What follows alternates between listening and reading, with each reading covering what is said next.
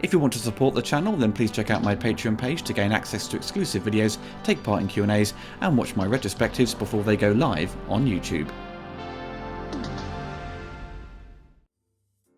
Hello everyone, it's Oliver Harper here. Comedian and musician Nick Helm is back with me for a new commentary, and this week it's on the 90s action movie Con Air. How are you doing, Nick? Have you been keeping yourself busy? No. Why not? What's the point? Fair enough. It's fine. Are you excited to watch this film again after so many years? Well, you have to. I think I've seen it quite recently. but what I mean, but I think the last version I saw the extended cut, and I can't remember what they added, and it didn't feel like they added anything. I think it's about 8 minutes longer. I think it is. Well, what's that got in it? Well, we'll talk. I think it's a few extra bits of violence. I think like that. I think they've added, but this is the theatrical cut we are watching. So, which I saw at the cinema in 1997. Oh wow, excellent! I think it's an 18 on video, but it's a 15. Yes, that was something I was going to mention throughout because it's one of those similar scenarios that happened with Starship Troopers that year. We don't really need the film, do we? We could just do all of our. We could get it done in 10 minutes. Just a quick fire through review. Okay, everyone, if you wish to sync this commentary with your own copy of the film, put the timestamp to 0 and press play now.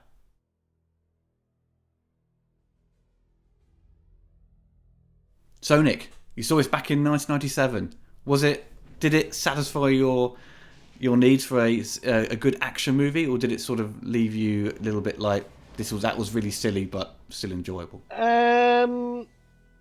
Oh yeah, well I remember the fucking Jerry Bruckheimer logo. Like, because wasn't that what was the first logo that he did with that Don Simpson? I think that was it. Because the Rock had Don Simpson, but see, Jerry does use the Don Simpson name sometimes. It came attached with Bad Boys 3. Sure. Did they do Bad Boys 3 then? Did they? Yeah, Jerry Bruckheimer did. Yeah, but I think because Don had kickstarted it with Jerry for the first movie, I think it's just out of respect. When he was alive then. Yeah. The last thing Don Simpson was involved with was The Rock.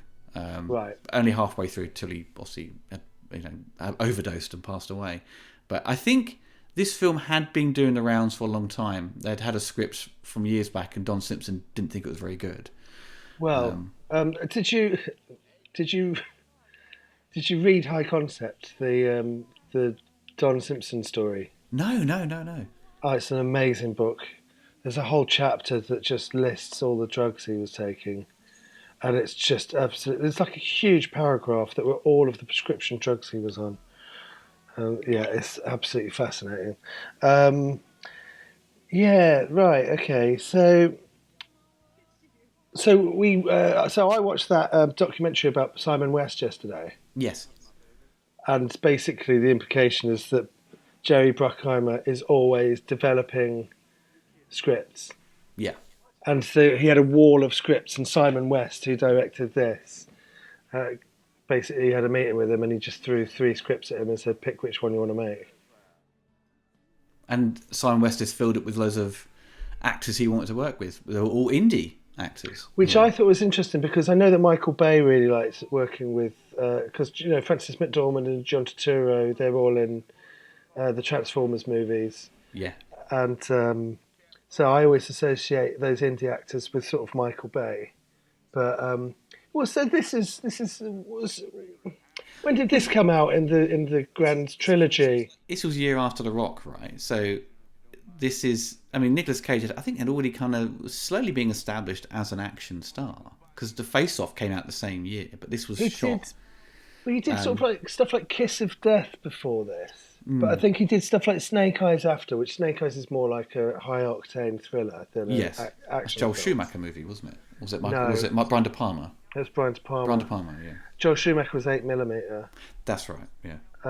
So they were all about the same time. And I remember they always used to get advertised at the back of Empire magazine together. Like, 8mm and Face Off are out on VHS now. It was VHS. What do you think of the Leanne Rimes kind of cover? They don't actually license the song. They've got another lady singing it. It does set the tone, though. What? Yeah, it's not Leanne Rimes. What now? But it is Yeah. later. No, they've got another lady singing it. What? They've just re-recorded it. This is the biggest twists of events. What? Yeah. What do you mean? What? So hang on, when Con Air came out, that song went to #1 in the charts. Yeah, but in the film, it's sung by someone else. Why? I don't know. What? Even on the end credits? Yeah, it's a different name listed. It's not Leanne Rimes. No. Hang on a minute. He's about to accidentally kill some guys. Well, maybe I'm absolutely blown away by this Leanne Rimes thing. Hang on a minute. Oh God. Right. Yeah. Okay. They're beating him up. Yep. So, hang on. No, I can understand, right? So they use a song in the film. Yeah. In the context of a film, and it's sort of like, yeah, this is it. In the film world, the voice that you hear, he's just absolutely smashed his nose right into his brain. But back to Leanne Rimes. So hang on, in the film world, the person singing the voice, right? The voice singing the song, right? In the film universe, that is the song, right? That all of the film characters listen to. But at the end, I'm sure it must be Leanne Rimes. I'm sure because we'd watched it. I watched it the other day. My girlfriend was like googling the song, saying, "Oh, it sounds slightly different," and it was done by a different singer. What, the song at the end sounded different? Or I mean, who the worst lawyer? And, like, that's a joke right there. It's just kind of like, right. So there are two groups. I don't even think there's two groups of people. This film has got a lot of. I always remember that courtroom being bigger. That's just a fun fact from my brain. Right now, some people absolutely hate Con Air. They think it's rubbish. Mm. And some people love Con Air, like me. I love it. I think it's one of my favourite 90s movies. Definitely one of my favourite 90s action movies. I think the tone of it is incredible. I always found it was weird that they CGI'd the green screen the sky on that shot. Yeah. It's like they didn't have a proper plate of the prison, or they've just added the sky basically to sort of create an ominous kind of look. But this bit here though, it's comedy gold because his daughter by the end is 2 years old, is kind of writing sort of kind of sentences that make sense. It's all grammar. The grammar's all correct. Yeah. And Nicolas Cage is doing I would say a pretty bad accent, which kind of sometimes is wonderful and other times it's so funny. It just kind of it works, because I was saying to you the other day, like the film is so tonally uneven, but it works. I think that it's tonally perfect. I think this film ties together. I think everything in it that you find funny is deliberate. I think. Well, it's as with Simon West, wasn't it? Simon West had done comedy. He'd done comedic commercials, and that's how he got the job.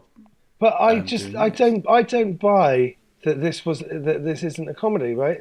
He's saying he didn't want to do a comedy, but looking back at it. But then he said, in retrospect, it is actually quite a funny film. This is every single bit here in this montage is hilarious, and I don't mean like stuff like the wig work that's obviously going on. They're like showing the passage of time with ever increasing lengths of Nicolas Cage's hair because they know what they want him to look like. They know that they want this. They know that they want this long hair. Is it as good as Van Damme's mullet though in Hard Target? He's playing, I would say, a similar character. I would argue that this isn't a mullet. I would argue that Van Damme has a mullet in Hard Target because it's business at the top, party at the back, right?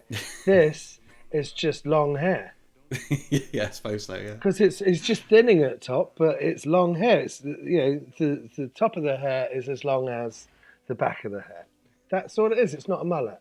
So we've put that to bed I thought we'd build up to that, but we've put it to bed quite early. It's just long hair. Look at it. It's just letting his hair grow. But why is he letting his hair grow?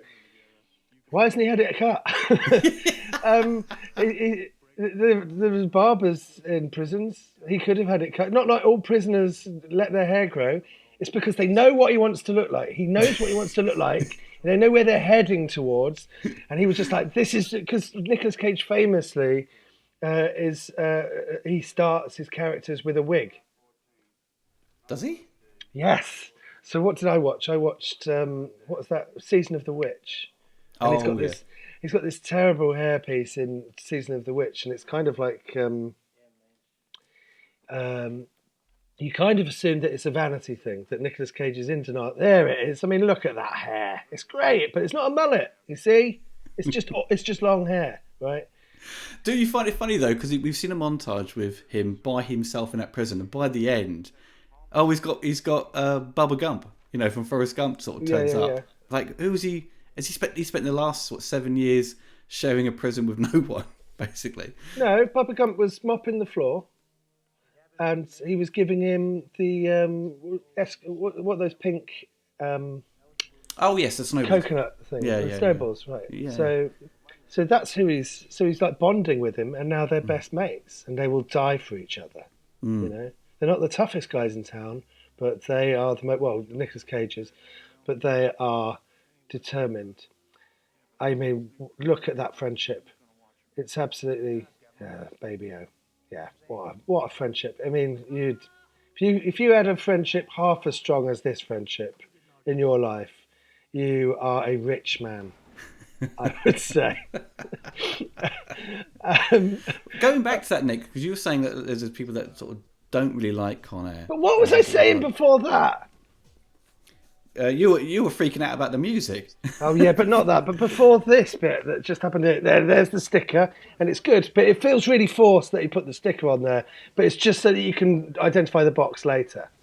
That's all. I never saw it at the cinema. I know I saw it till years later. Till I grabbed an old copy on Laserdisc. Then I grabbed the Blu-ray. But it was I suppose it was one of those movies that people said that was this kind of sort of throwaway entertainment. And I was kind of gutted I didn't see it at the cinema because it is so entertaining. I prefer it to Face Off. I've seen Face Off. I didn't like Face Off that much. I thought it was I liked it at the silly. time. I thought it was really cool at the time, but I just didn't think that it kind of it didn't age that great for me. I think because the stunt work is so visible, and it feels and I don't know. I guess I'm not that into speedboat chases.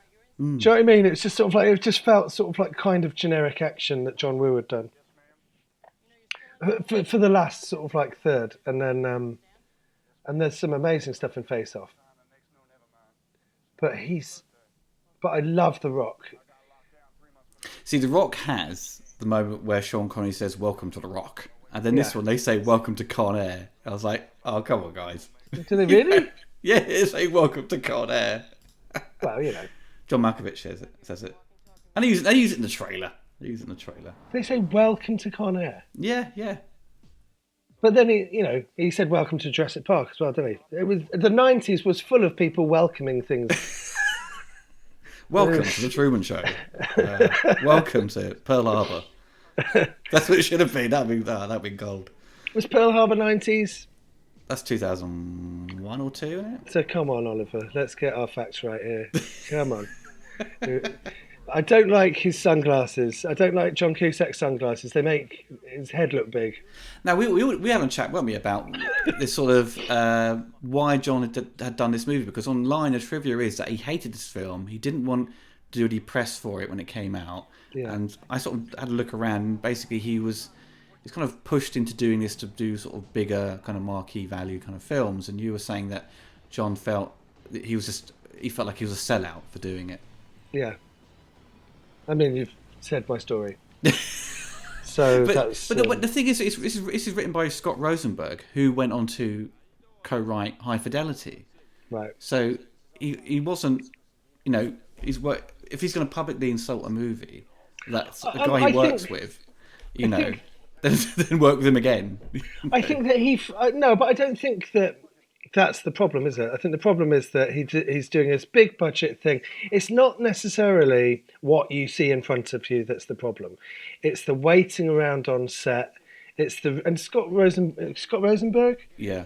He may have been a writer on this, but they were having rewrites every single day, which is a production thing, which is a direction thing, which is a Jerry Bruckheimer thing. You know, they were sort of like working out what they're doing.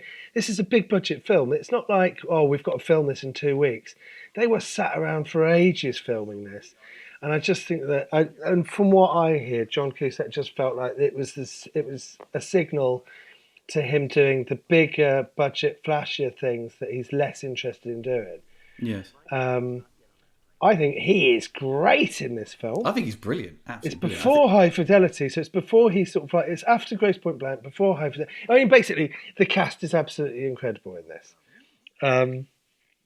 They said, who do you want? They said to Simon West, which actors do you want to work with?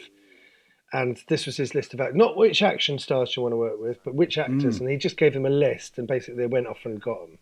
And this was the continuing trend, though, wasn't it, of casting actors, not action stars in the classic traditional sense. Well, I think it was kind of the new stars. Like that's what Speed set the groundwork, and then everyone followed. I think that it got to a point with Last Action Hero where that cost so much money, and this is one of my favourite sequences, by the way, and this is exactly how they should have set up Suicide Squad, which is just get all the introductions out in one sequence right at the beginning, and then put them on a mission, and then that's the film. So, you know, with the other, interestingly, one of the other commentaries I did with you was for Predator, and it's the same thing. That is how you do multiple characters with special skills going on a mission, right? Predator, and then the other way of doing it is this, where they literally just say to the camera what the bad guys are, who the bad guys are, and what their what their specialist subject is. And it's so simple and straightforward, and it's sort of tongue in cheek, where they're like going, I mean, this movie has so many characters, but it when it's editing, has a fine balance of actually giving them enough screen time. Because I never felt like, oh, who's this random person? I think when they do the drop off halfway through, they introduced a couple of other prisoners, but they sort of get taken out later on. But I think the majority, the main core of the prisoners, they get enough screen time to actually have some benefit to the story. I think it's brilliant. I heard that John Malkovich didn't really enjoy making this either, but I watched the what did I watch? I watched the making of EPK. Electronic press kit, yeah. Yeah. So I watched the electronic press kit yesterday, and he was really upbeat about it. And he was like saying, oh, we've got ex-cons and we've got boxers and we've got ex-cons that turn into boxers and boxers that turn into ex-cons. We got all sorts of people. We all had a lot of fun. Dave Chappelle here being absolutely incredible. I mean, like, the cast is great. I forgot Chappelle was in it till I saw it again. I was like, oh my God, Chappelle. I was gutted he gets killed off halfway through, but, Yeah, but it's such a funny death. like, how is anybody taking this at face value? How is anybody watching this film and going, oh yeah, this came out after Passenger 57, came out after, what was the other one? Executive Decision. Executive Decision is an absolute sack of shit, right? I hate it. I saw that at the cinema. I remember I used to watch Steven Seagal films with my dad, because once I was watching Under Siege 2 and my dad walked in and he sort of enjoyed it. And so I just thought, well, I'll bond with my dad and I'll watch Seagal films. And then eventually that led to us going to see Executive Decision at the cinema. And at the end of Executive Decision, he turned around to me in the lobby at the cinema and said, please stop taking me to these films. He's got a head shaped like a potato. And I was like, all right, fine. Well, Steven Seagal dies famously in the first 10 minutes. That upset a load of fans and they walked out of the film. Yeah, well, fucking... I mean, I love Kurt Russell. It's just it feels like a TV movie, or it feels like a 1970s. It feels like Delta Force is what it feels like. But so Con Air is sort of like taking all of those plane movies, and he's so good. We're watching another film where we've got guys on a plane, prisoners being shipped off. It's like Judge Dredd, It's a Oh Judge right, Dredd yeah, moment. so, yeah, right. But this is sort of like taking all of those '90s films and even stylistically, it's just amped up. Do you know what I mean? The cast is huge, the characters are huge, the the production design on the plane is huge. Just everything's big. Like the editing choices, just the way that they go. Do you know what? Fuck it. We're just going to tell the audience. We're going to just narrate. We're going to in universe narrate who the bad guys are, what they've done, and why you should be scared about them. And then we're just going to put them on a plane. It's kind of like it's a really bold move to start your film like that. As we've seen with Jerry Bruckheimer, he's famously worked with Michael Bay. I suppose maybe the most actually. But it's alternates between him and Tony Scott.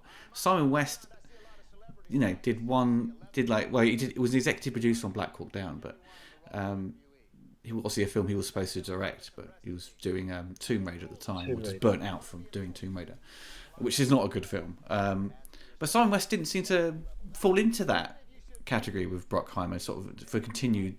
I think it's a shame. Working, yeah, exactly, because I think,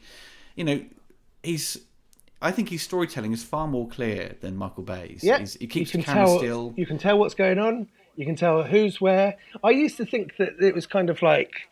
I used to think that this was a very Michael Bay type film, but I think that's just because of the use of slow motion, and I also just think that the score is incredible. Oh, Mark Mancina. Trevor Rabin, something like that. I think it's just brilliant. This guy's really funny with the moustache. I think he's just a really funny character. Everyone's funny in it. Oh, what a disgusting villain!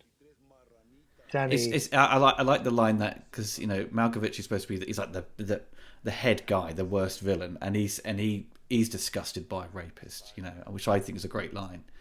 Yeah. Well, it's saying that even the most morally reprehensible villain on the entire plane has standards. Yeah, and I think, yeah. it's sort of funny, but it's also needs to be there. Yeah. The whole point of the commentary is you talk over it, but this fucking guy is so funny. He's funny. He's just he's got all the like. So the fact that anyone's going into this going like, oh, like how is no one reacting to the comedy in this? And they're just, do you know what I mean? I do not understand people. I don't understand people. This woman here, who's this woman? She was in The Wedding Army Singer. of Darkness and She's in The Wedding Singer. She's in the alternate ending of Army of Darkness as well. She's the woman in the That's supermarket. right, yeah. That's wait, is she now? Yes, yeah. Sorry, I'm thinking of the lady they used as a flash for the flashbacks at the beginning, which is that's Bridget Fonda. Bridget Fonda, yeah. Yeah, she's a Aussie model turned actress. It's a piercing blue eyes that sort of stand out. I don't. Yeah, because she looks completely different. Yeah. But in every single film. But yes, Army of Darkness, Wedding Singer, Con Air, the Holy Trinity. So, and this same year we had Air Force One, another movie dealing with but it's shit, isn't it? And I don't mind Air Force One. It's shit. It's just a bit too bloody long.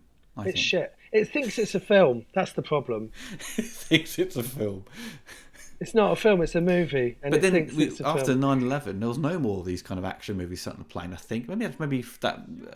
yeah, there was. There was United 93, that was set on a plane. But it's not done in the sort of, action fare we see with these, No, sure. But... they seemed to move away from it, didn't they? They seemed to move away from it. Oh, well, I don't know. I wonder why, Oliver. Yeah. Bad taste. Really. It was in real bad taste. But yeah, like Air Force One is kind of like we'll get Harrison Ford and Glenn Close in it and Gary Oldman, and you just kind of like.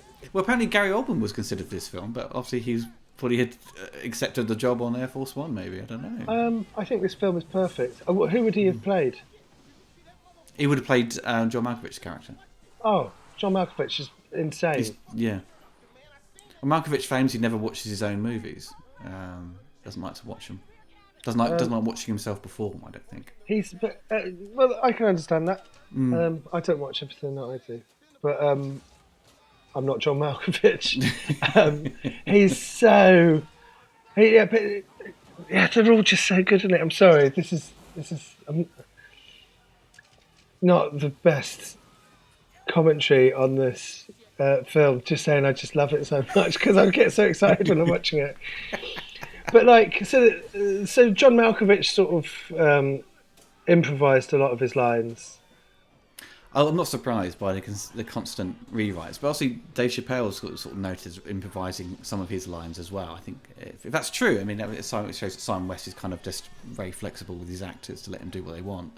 So on this thing that we were watching, Simon West was basically saying that that he was intending to make an action movie. And you go, yeah, you have, but I'm just convinced that I think that this is the big budget action equivalent of like a Naked Gun in a way.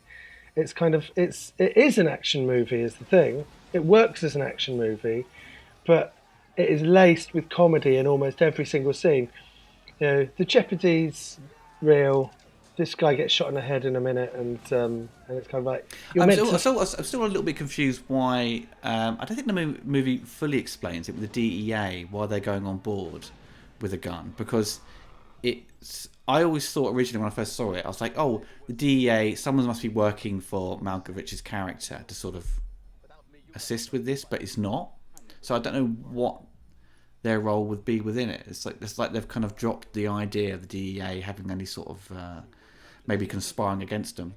They need to get a gun on the plane. That's why. That's the only reason. Yeah, it just seems a bit of a, I don't know, one storyline subplot added too many, I think, maybe. Yeah, you probably don't need the DEA guy, but he just who's the actor who plays him again? It's the one that famously out of Die Hard 2, isn't he? Is he? Oh, the head DEA guy. Which guy's out of Die Hard 2? Did he just say "Welcome to Con Air"? Yeah, he did. Oh, I missed it. Is it Colin Meaney? Colin Meaney. Meaney. He's not in Die Hard 2. Yes, he is. He's they're coming over from what's the Irish? Oh yeah, he's on. It's not British Airways though, is it? It's called Windsor Airlines. Yeah, something like that. Yeah. Yeah. Yeah, but he just plays like an angry Gene Hackman style character throughout the entire movie. What, in Die Hard 2? No, in this. Yeah, sure. But like, you say, the guy from Die Hard 2, you don't instantly think of the guy that's in one scene who's just got fucking lots of like, they don't even focus on any of his dialogue. He's just flying a plane and then he gets blown up. The guy from Die Hard 2. He's way down the list of people I'm thinking of that are in Die Hard 2. Cole Meaney. He was in one of the Star Trek series, wasn't he? That's correct. Which one? Oh, no, come on. Baby O. Oh, this is all horrible stuff. Danny Trejo. Do you know what I mean? It's just kind of like, if you were in this film and you have to play Johnny 23, it's literally, I would read through that script and I'd go, no, not that one, please don't, I don't want to. So to be fair, this was off of the back of Desperado as well, wasn't it? So it's just... Yes, yeah. He's sort of now becoming a sort of popular sort of supporting character, isn't he? He's popping up in films. But again, it's sort of like that indie background where he's coming from, even though Robert Rodriguez is making action movies, they're low-budget indie action movies. They are, yeah. Which is kind of weird, isn't it? Because indie films were basically Kevin Smith filming in a video shop at a weekend, and Robert Rodriguez found this way of kind of like going, it doesn't have to just be like a drama or a comedy. Well, that's the thing, because obviously it's like the Coen brothers as well, sort of the American indie sort of crowd of films, and Tarantino as well. But I never really considered Tarantino films kind of indie. I always sort of considered them sort of, they had relatively good budgets. I think Pulp Fiction had Pulp Fiction, yeah. Wasn't a tiny budget. The Reservoir Dogs is clearly kind of, but it wasn't Reservoir Dogs maybe like 8 million? No, I think that's far cheaper, I think. Was it? Yeah, Oh, it wasn't. But Pulp Fiction was like 12 million, wasn't it? Mm. Um, But it seems to be a lot of characters that you can pull from like Coen Brothers movies, basically. yeah, but so what are you confused about this DEA agent? I just felt like why they were putting him on there, and the DEA obviously presumed they wanted some sort of to oversee the travel of these prisoners, but they obviously wanted the gun on board. But it seems that their argument for constantly for having a gun and being very forceful about it. It's like I thought there was going to be another storyline that would put him as part of the team that was going to break these prisoners free. Oh no, they just they just want an excuse to get a gun on. Yeah. It doesn't seem like a very strong argument, though. Just What, it's just to to show protect sort of himself? friction between Cusack and Meany. But No, and for this moment right here. yeah, I know. It just seems a bit like I don't know. I would have added a little bit more to that. Yeah, but there's so much going on. I think you're nitpicking. I am nitpicking. There's just so much going on. What else was this lady in? She's in Total Recall. Of course, that's right. That's right. But she's got a terrible perm in Total Recall. Yeah, it's not the best hairdo, is it? Oh, it's the worst. And she looks absolutely stunning in this. At first, I thought it was when I saw it the other day. I thought, is that the mum in Last Action Hero? I was like, oh no, it's Total Recall. She's like falling down and things like that. Who is this woman? Yeah, Rachel Ticotin. Because isn't it Mercedes Ruehl that's in Last Action Hero? Mm. I mean, I've watched all these films in lockdown.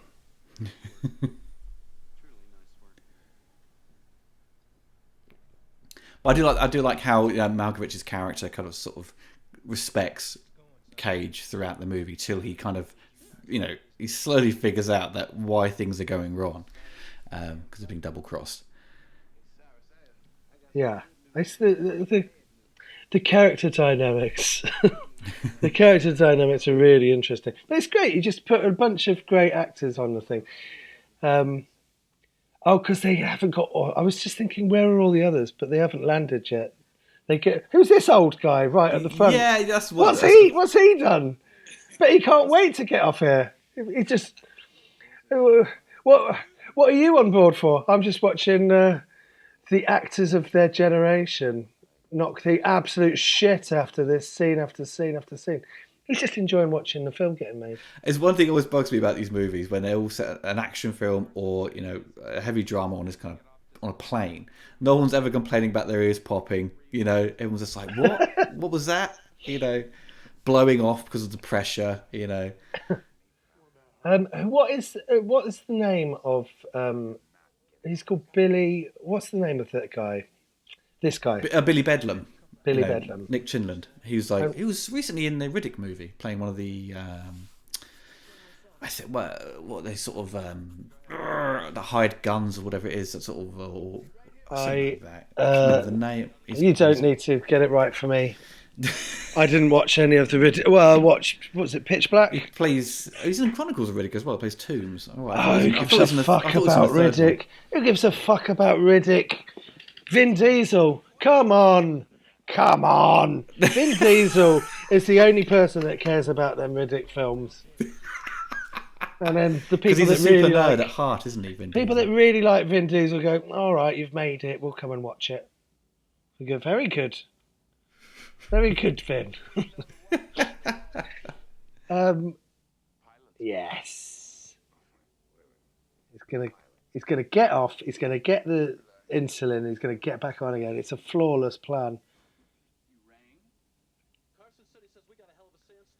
Oh, I love the pilot that they bring on when they land. Swamp Thing, he's called. Swamp Thing. What else was Swamp Thing in? Wasn't he in like a sitcom? No, it doesn't matter. I think he was in a sitcom. Does this guy get shot? Doesn't he? Yeah, they all get taken out basically. I think they use them as the transfer when they land. They've got to take out a certain number of white folk and like maybe 2 black guys. This bomb bit is like the bomb bit in Naked Gun 2.5, where you've got 2 kind of idiots that pick up a bomb that they shouldn't be fucking around with, and then they blow themselves up. I mean, it's also quite an elaborate bomb he's kind of made. I don't know how he got the equipment, but yeah, it's quite a cool effect when there's sort of an explosion goes off and the door goes, flies over John Cusack. But it's kind of a quick edit where he gets up really quickly. I think you'd be like, your ears would be, your hearing would have gone. There would have been rubble everywhere, but it seems like a weird insert shot.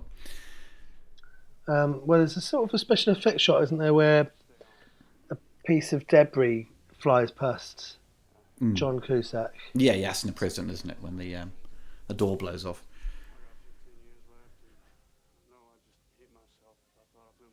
Well, they wouldn't care. There was no debate.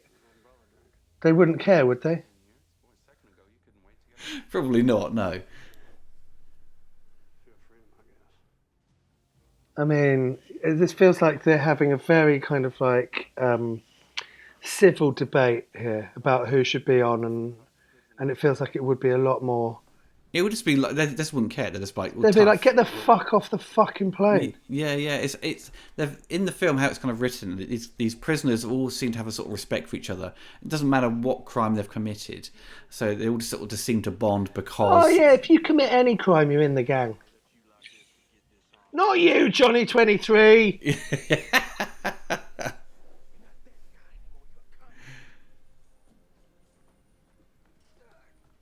Yeah. If you can get to like... You're on the plane for being like a flasher or something like that. But they play up though, like with Steve Buscemi's character, like it's this kind of Hannibal Lecter, introduction where he's got all his gear on, a mask on. And they don't really do. I mean, they sort of portray him as obviously very creepy, but very sort of calculating with his views on society and everyone else on the plane as well, where he has no respect for the other. Look at the size of that bugging device, by the way. It's like a VHS tape. Yeah. Oh, this is the hey, somebody threw away this clock. Well, I'll tell you why. It's got the wrong time. This one goes up to 13. But it's like, yeah, Steve Buscemi's character, they don't really play on his creepy side that much, because later on when we see him with that little girl, we think, oh my god, he's going to kill her. He doesn't, which is a good thing, but it's like... Apparently, that was insert. So apparently what happened was that wasn't in the film, and you got to the end of the film when everyone was like, oh, Steve Buscemi's not in it that much. So they went away and they filmed it and they put it in later. Right, okay. It felt like it was tacked on a bit. Because they're in the middle of the desert, and then all of a sudden he's in kind of like a little town. Little built-up town, and he's in a swimming pool. A trailer park, isn't it? Yeah. But I love it. I think that's great. I think this. Everyone in this film is just really hyper cool. Right? I tried to have a look for Roger Ebert's review of it at the time, like the Siskel Ebert show, and I don't think they covered it, but he had reviewed it at the time for the newspaper. He gave it 3 out of 4. He said it was really good. It's really it is good. I don't know what the debate is. I don't understand anyone that doesn't either like or get this film. I don't get. It's just it's so entertaining. The jokes are really funny. It's like the other day I watched. Because do you mean they spent the majority of the film on a plane, right? I suppose there are some action sequences, but it's not this non-stop high-octane roller coaster of action after action after action. Do you know what I mean? It's there are like long sequences where they're just on a plane flying. Yeah. So what gets you through it? The comedy gets you through it. The action is impressive when you get it. I was saying that I watched Demolition Man the other day, and I've never been able to quite put my finger on what it is about Demolition Man that doesn't quite work for me. I do really love it, but every time I've watched it, other than the first time I watched it at the cinema, it's always something that's slightly missing for me. And I think it's because the action sequences in Demolition Man are just incredibly mediocre. Right. So as an action, like the standout bit would be the bit in the museum. Yes, that is it. Yeah. But even that isn't filmed particularly excitingly. and there's not kind of like um, considering you've got Sylvester Stallone, there's not like a special move that really stands out in that film where you go, oh, that was a great bit of action. It feels quite perfunctory. Whereas what really stands out Demolition Man is there are some just absolutely incredible jokes in it. And if Yeah. you watch Demolition Man as a comedy, it actually is That's where it actually sells. a lot more entertaining. Because I was watching it with a friend who hadn't seen it before, and I remember we were getting about halfway through, and I was like, "Oh, what have we got to look forward to?" One of the things you got to look forward to is the bit when he knits her a jumper, and you go, "Well, that's just one of the jokes." Do you know what I mean? But it's a great joke. And with this, I think that the jokes are really funny, but the action is also good. But it's quite a long film. It feels quite. There's a bit in the middle where it feels like a little bit padded. Yeah. Basically, whenever they land. Yeah, it's when they sort of had to try and figure out how to get the plane back off, sort of. Like even this bit, it's get back to the plane, get back to John Malkovich basically, and Nicolas Cage. Well, this is quite like a clever kind of like little. It's like something the Riddler would do, wouldn't it? It's like a dumb clever thing for this film. It's not that clever, but because it's like you'd never be able to work that out. He just leaves Cusack like a crossword to do. You've got to figure it out, But for this film, it's genius. But in the world of this film, it's genius. But it's actually, I mean, what an intro. It is, isn't it? It's so like Hannibal. And it's great because he's sort of. So what you're saying is that he doesn't actually do anything that bad in this film. No. As you were saying, you pointed out they sort of added additional scenes to sort of flesh him out, but it still felt a little bit like they give him this kind of big introduction. It doesn't actually go anywhere with it, really, to be honest. It sort of does freak out Nicolas Cage. Is it Cameron Poe? It's just like a bit like Poe Dameron. Yeah, but I cannot believe they named the character Poe Dameron, and you go, what, like Cameron Poe? From Con Air. What are you doing? I guess Con Air didn't resonate with as many people in Lucasfilm as it did with, well, me. But like, every time you hear Poe Dameron, you think Cameron Poe. Yeah. So he's worked out exactly what line of the letter he's got to line it up with. I mean, that's bullshit. It's absolute bullshit. He's got to write it down as well because he's got memory like a sieve. He can't work it out himself. And this is all for the audience. This is trying to be like John Cusack is a genius. It's trying to be like John Cusack is a genius, but in actual fact, he looks like an idiot in the real world. Because you just think, how do you need to write that down? Can you not just read it? Oh, by the way, don't touch that bomb, and don't fuck around with that packed lunchbox. Why were you doing? Why are you doing that? Why are you doing that? Why are you picking it up? You do not open. It says do not open. You bellend. You absolute knobhead. Yeah, there you go. Yeah, love it. Lovely stuff. Lovely stuff. I love it. Yeah, but so what they've done is they've introduced Steve Buscemi, and now you have this pervading sense of doom that you're just waiting for him to kick off, and you don't know what he's going to do. All right? Oh, we dropped the VHS tape. I mean, look at that.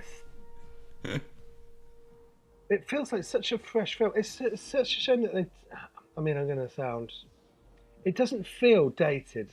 That dated. No, it doesn't. It doesn't feel like a product of the '90s for me. It seems because it doesn't rely on certain I mean, you could say it's cliche, but I mean, it's not sort of the only '90s tropes. Maybe it would be the idea that it takes place on a plane and then there's a lot of slow motion. That was kind of evident of that period. But then, other movies today still use that technique. So it doesn't feel like it's like to me.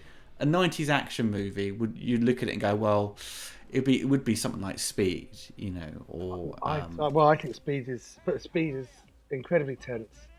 I think that this is the last time that people.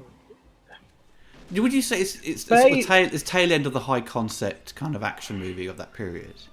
Well, yeah, and it's not a franchise, so it's not like stuck with kind of like being a sequel or setting up a bunch of stuff. It's a standalone film.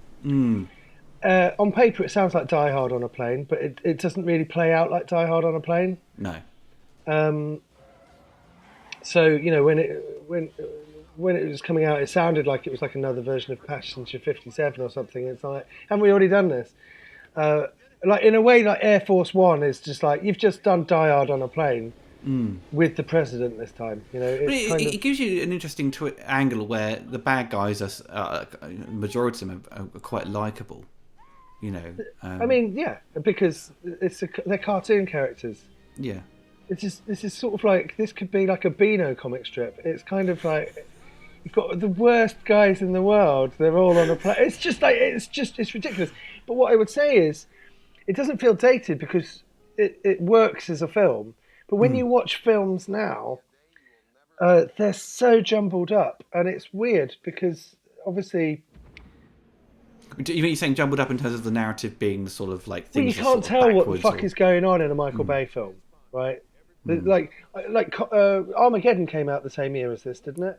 Is that the following 97? year? It was 98, I think it was. Well, you cannot tell what the fuck is going on in Con Air in between what the fuck is going on in Armageddon. You can't tell what's going on between the two shuttles. You don't know who's on which ship.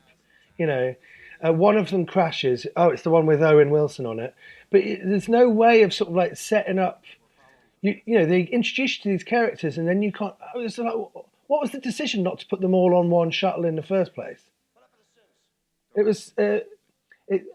That doesn't make sense to me. But this is just a really crisp film that kind of feels slightly Tony Scott inspired. Yeah, I mean, it's with Simon West coming from commercials, and it's listed on IMDb. He directed the "Never Gonna Give You Up" Rick Astley music video. Did he really? He'd done. You got a bit of traditional backlighting, like typical Ridley Scott and Tony Scott style. But this is photographed by David Tattersall, who went through the Star Wars prequels, but he'd worked with Paul W.S. Anderson. He photographed Soldier, I believe, or maybe Adrian Biddle, but his style of photography is kind of all over this. Very pinch. Oh God, that's the guy out of Die Hard 2. The star of Die Hard 2. Cole Meany. You know, the guy out of Die Hard 2. Yeah. I think it's a really good looking film. It's a really good looking film. But also, it's better looking than Soldier. It's better looking than the Star Wars prequels. I think it's gorgeous. It's a gorgeous looking film. The cameraman, he became one of the experts of shooting with green screen digital photography at the time. It's early stages. But so if you look at Bruckheimer films, yeah, they were all high concept, high octane kind of action movies during this period, because the 80s they weren't doing those kind of big action movies. They had kind of would you class Top Gun as a big action movie? It's not really. It's more of a drama. No, but it's a high concept film where they that was based on a magazine article, and they just literally had a picture of a Harrier jump jet, and they said make a film out of that. And the guy, I can't remember who wrote it, but the guy went away and he wrote it. And it was literally, here's a picture of a Harrier jump jet. Can you write a film about that? Do you think this is it's off topic now with comparison to Con Air, but with Days of Thunder being essentially the story being exactly the same as Top Gun, do you think Days of Thunder is a better written film than Top Gun? Much better. I watched Top Gun recently. I love its visuals and music and the cast, but the story was just a little bit way too wafer thin. Do not give a fuck about Top Gun at all. I remember when I first watched Flashdance, which was a Bruckheimer Simpson film. Yeah. And I loved it so much. I was just like, oh, this must be what men feel like when they watch Top Gun. I just thought, Flashdance is so great. Compared to, and then they did Beverly Hills Cop, and it's just kind of like, oh, we get a Detroit cop, and we put him in Beverly Hills. Well, imagine that. And it's like high concept. It's all high concept. I do miss those high concept movies by Bruckheimer now, because he's slowed down. I thought Pirates of the Caribbean was a real odd choice for his trajectory. It's more of a commercial thing, wasn't it? It's sort of like taking a popular product and putting it. Well, maybe it was Don Simpson that was obsessed with the high concept stuff, and Joe Bruckheimer just wanted to make movies because it coincided with the National Treasure films as well, didn't it? Which are kind of like adventure movies. I like those. They're really good. I think they're good. Oh, come on, they're awful. But I mean, it's Indiana Jones for dummies, isn't it? yeah, it's John Turteltaub, right? Who did the Yeah. Meg. Fucking hell. Come No, on. they're fun. They're fun. National Treasure movies. Didn't John Turteltaub do He fucking... did one of the Turtles films. He did Cool Runnings, Oh, did he? and then he did the National Treasure movies, and then he did the Meg. Yeah, The Schmeg. the Meg is fucking... Oh,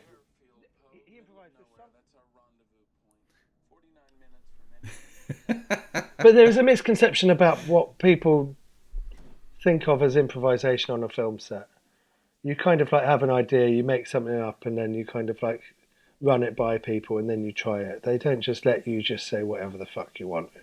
Some Unless stories you're are Marlon if Brando. for multiple takes, on like the third take, they say, "Okay, try it slightly different," and then you can do.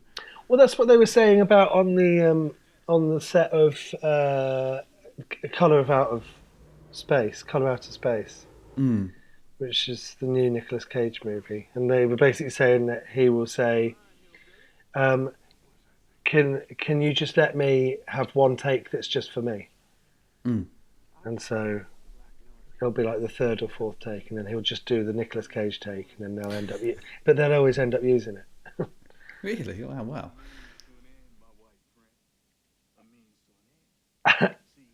I mean, I love the accent. I just.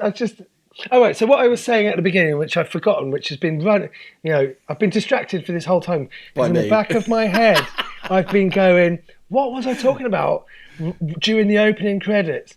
It's about his wig work. So you think it's kind of like a vanity decision that he just doesn't want people to know he's bald. But on Season of the Witch, he does all the DVD extras without the wig. So it's kind of like he's not afraid of being seen without a wig. He literally develops it. And I don't think this is a wig. I think this is late 90s, so it's extensions. But yeah, because some people were saying it crossed over with filming with Face Off, but this finished filming like 2 months before he started on Face Off. It's extensions. It's extensions, yeah. That would have been the same hairdo he had for bloody Superman Lives, which he had grown his hair long. He had grown his hair long. He did have long hair. So yeah, so then maybe this was maybe actually it is his hair. Yeah, because he would have been putting a suit on different concept suits for the time. No, it's a wig because of the different hair lengths at the beginning. Unless they filmed it out of sequence After. at the end. At the end, yeah, because in Face Off he has short hair, doesn't he? So. But I think it's wig work. I would say. But yeah, so Nicolas Cage starts his characters with what they look like, and he tries to sort of like make them all look differently, and then he does sort of like accents, and he's kind of like, well, how am I going to approach this? So, I mean, this is a prime scene you see in movies, isn't it? It's the conflict between the different sort of governing bodies of government, or security, where there's always this one stupid guy who has more power, who's just arguing with the guy who has logic and he knows what to do. But Cole Meany is such an asshole in this film. Oh yeah. It's the Gene Hackman we saw in Enemy of the State, just like rah, rah, rah, just like shouting all the time. But he's such an unlikable dick. And so anyone that's coming off of Die Hard 2 thinking, I want more of that character, forget about it. Because he's played a completely different character in this. He's a real arsehole. who does at the end though have some sort of clarity. No, he won't shoot the plane. The only similarity is that he is responsible for the destruction of a plane. but those are where the similarities end. I just wish they cast Joan Cusack in this as well, just to come in, just have a go at her brother and walk off. Did you ever see War Inc? Sorry? Did you ever see I think it's called War Inc. Did you ever see that? No, because you were mentioning a film Cusack had done before, which you thought was terrible. Serendipity. Yeah. Have you ever seen that? No. There's a number of films that I've kind of missed, because Cusack was kind of listing all the films he's done, and he said only 10 of them are good. and the rest are all bad. And this wasn't in it. This wasn't in the good list. This wasn't in the good list. No. I mean, but I think that as a John Cusack film, probably it's not a great film. As a piece of entertainment, which is kind of like he is a moving cog in a machine. Yeah. It is a piece of absolute solid gold entertainment. It's well greased, It's just great. I think that you can maybe be involved in a project and be upset with. It's really scary on set when you sign up for something and it falls apart, and people, you're working with a producer that doesn't know what they're doing, or the scripts aren't working, or the director isn't communicating properly. And so if you're an actor on set and it's not working out like that, that's a mannequin, that's a dummy. It's a very bad mannequin, isn't it, of Dave Chappelle. But when you're on set, it is quite scary. So if you have a bad experience making a film, then I can understand that you don't like it. But if you can take yourself out of it, films aren't for the people that made them, essentially. They're for the audience. And this is such a funny sequence. Would you think, though, that this Dave Chappelle... How would you watch this at face value and go, what do I think about Dave Chappelle? No. Sorry, when he throws him out of the plane, wouldn't his body explode on impact from that height? It's just a joke. No. Nothing about this is meant to sort of like obey the laws of physics or anything like that. It's just a joke. It's just. But we do have that glorious fight coming up between Poe and that other guy. When he finds the stuffed toy, goes through his stuff, and they charge at each other like just ducking down in this thing. So funny! It's so fucking good. The bird shit. I mean, what did I watch? He was in something that I watched yesterday. Pow! Bird shit. It's just funny. It's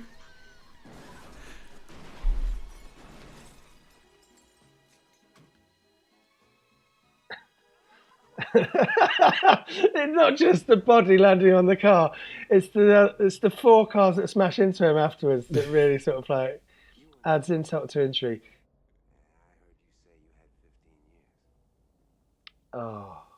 This guy, see, the guy who's giving Cameron Poe a lot of shit, he looks like the bad guy from the Karate Kid, doesn't he? He does look like... He does. What else was... He's the head of the Cobra Kai's, isn't What else was he in? Oh, he's in some schlocky kind of movies. He's in like a Vietnam thing. Well, his character in Karate Kid has come from Vietnam, but... No, I'm not. I'm not saying... I'm not going to have this conversation where I'm trying to work out who the guy from Karate Kid is, and then I go right the way around and go, oh, I know, he's in Karate Kid. He's definitely in something else. I know the guy you mean. Yeah. Look him up. Can you look him up? It's Martin Cove, I think it's called. I could look him up. Yeah, because I've got like my keyboard blocked with my it's all right. sound phone. But you're going to have to do some talking.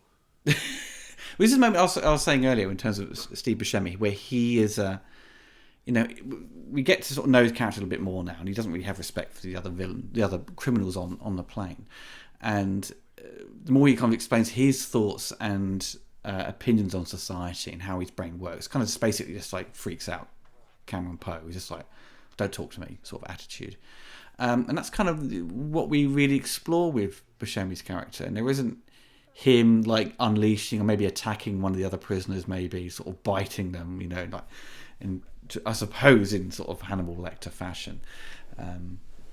But as you mentioned earlier, they sort of were going back and forth, like trying to add additional scenes to flesh out his character. But ultimately, when they've got so many prisoners on the plane, and I did say they have given them enough screen time to sort of, you get to know them all, but not all of them can get a scene to fully round off their character. But in the day, it's about the conflict between Poe and is it Cyrus? Cyrus the Virus Grisham? Yeah, there you go, yeah. Yeah, of course. He's also, what's his name, Martin Cove? Yeah. He's also in Rambo 2. That's it. Yeah. There we go. So, And he plays a dick in that movie as well. but you do get these actors that they're not just typecasts. You they just look like they're a dick. So you go, you're perfect. You look like a complete arsehole but I'm not. Don't change your face. Just do exactly what you're doing, and we'll film you. Cameron Poe's wife, she popped up in Along Came a Spider. They sort of Monica Potter, isn't it? Yeah, and she was in Frankie, Meet, Miranda, Jill, and Ian. There was this British romantic comedy with Rufus Sewell in it at some point in the late 90s. I can't remember what it was called. She's in Patch Adams and things like that. But, Patch Adams is a fucking mental film. There's quite a few reviews of that movie online where everyone's just basically it's a terrible movie. I think it's one of Roger Ebert's worst films of that year. I think it's one of the worst films ever made, I would have to say. I think Patch Adams is so emotionally saccharine and manipulative. It's just a fucking atrocious, horrible film where it's like a cliche Robin Williams film. And then right at the last minute, it turns into a serial killer movie. And you're like, what? What? I thought I fell asleep. And I started watching another film. It was just kind of like, it's absolutely fucking, Patch Adams is absolutely fucking insane. What I like about the Steve Buscemi thing is that he doesn't need to do anything bad, right?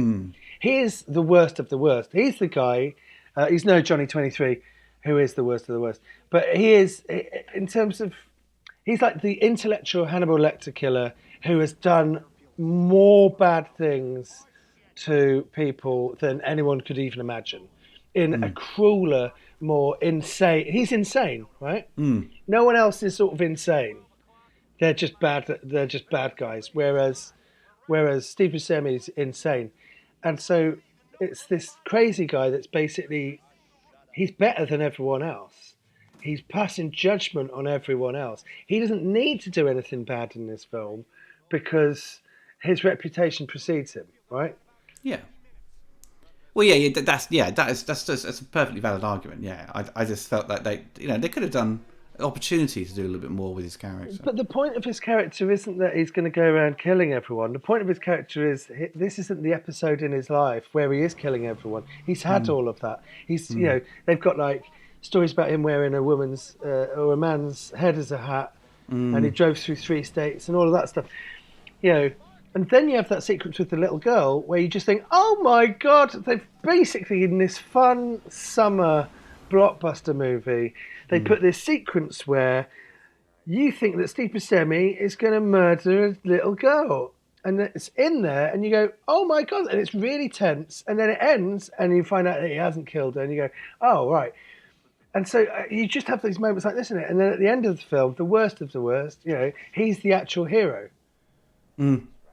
He's the one that gets away, and everyone's just and the audience leave happy because it turns out that they've been to see a summer movie blockbuster, and their favourite character was the insane mass murderer, and the film tricks you into rooting for the bad guys, basically. Put the bunny back in the box. This when they charge each other is glorious. I love this scene. It reminds me of Alex Winter in Bill and Ted's Bogus Journey dressed up as his own grandma.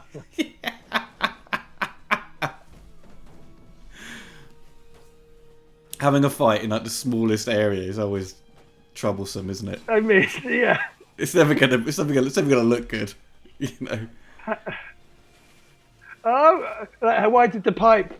And the guitar music kicks in. I don't like this part of the score. I like that bow, bow, bow, bow. That's so good. It's so cool. Billy Bedlam. Brilliant. I mean, it's a non-traditional one-liner. That is, yeah. That should be the tagline for the movie. They've got Uncle Bob's. This is quite a funny sequence. I mean, yeah, Uncle Bob. Oh shit! They cannot believe it. Someone's going to take a photo at some point, aren't they? No, say wave. That's what they do. Looks. I mean, they filmed over what's that, Monument Valley. It's a bit ridiculous that John Cusack is trying to. It was quicker to drive than actually by plane. Yeah. Well, he couldn't get a plane, could he? That was the problem.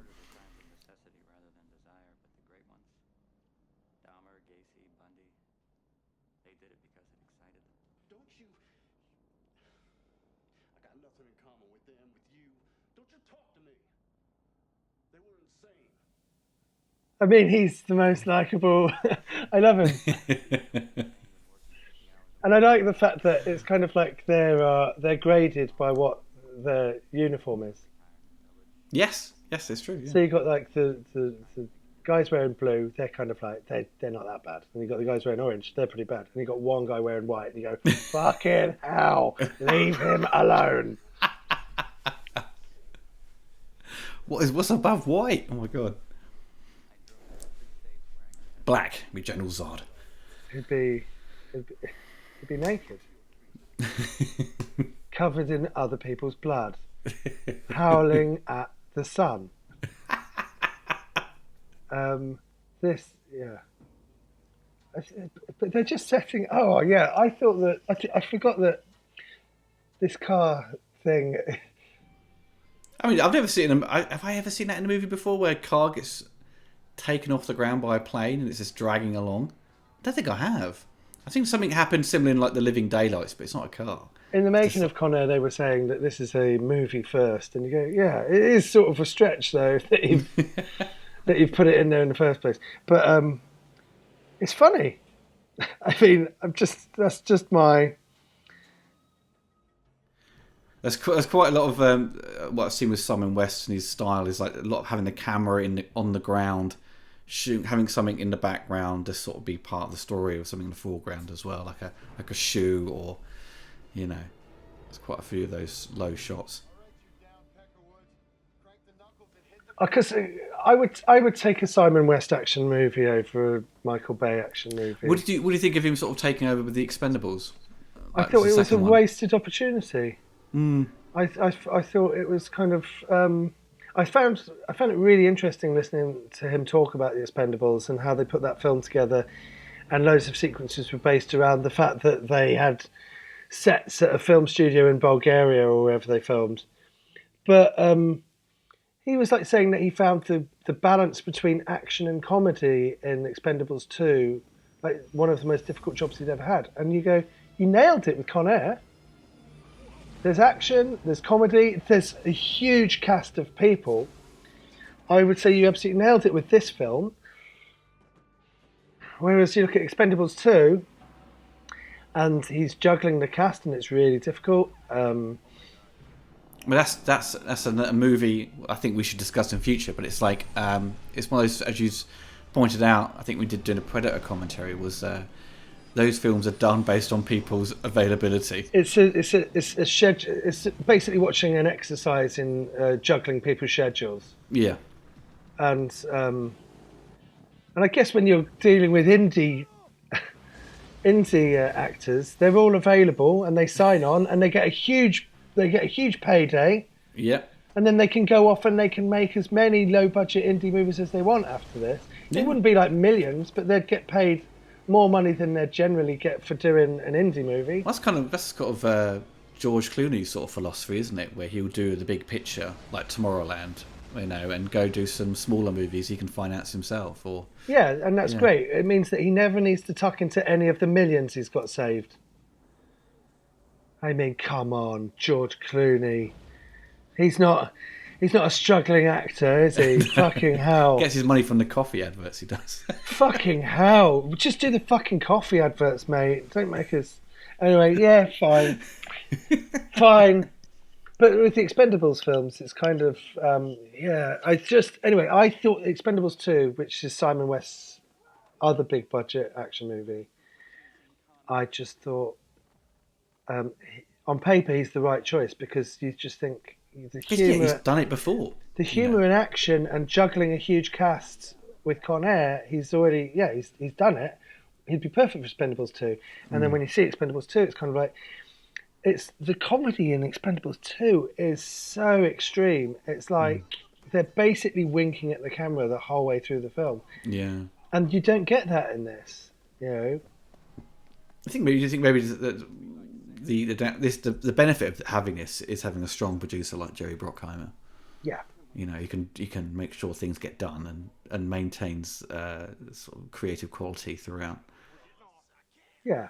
I mean, he's protecting, but that's what Simon West was saying. Yeah, so if you saw the Expendable films, I think they did get better with each one. I thought the first one was atrocious, but the best thing to come out of Expendables 1 is the making of Expendables, where you just see how much Stallone put into that. Expendables 2 is sort of like slightly better, but the balance is just...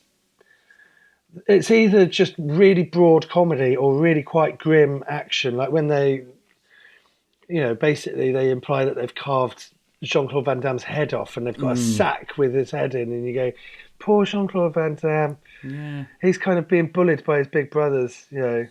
There's Bruce Willis, Stallone and Schwarzenegger, and they're all laughing about how they've got Jean-Claude Van Damme's head in the sack. And it's kind of like, oh, poor guy. And then the third one, I just thought it was the best of... In terms of storytelling, it's the one that feels the most like an actual film. It's just they separate all the Expendables. They kind of got it right, and then they stopped. They got it right, but they didn't learn anything. It's the one that got pirated and released, so that it lost loads of money. Yeah. His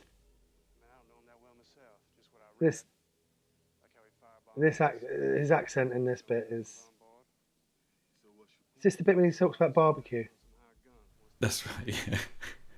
This is your barbecue and it tastes good.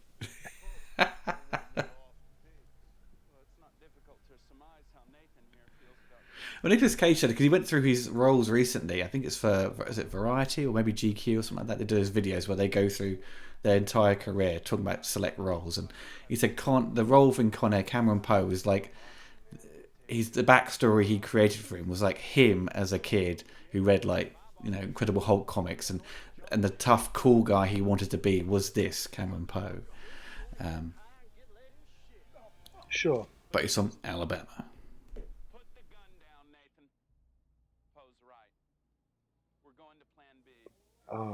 Put the gun down. Yeah, you're right.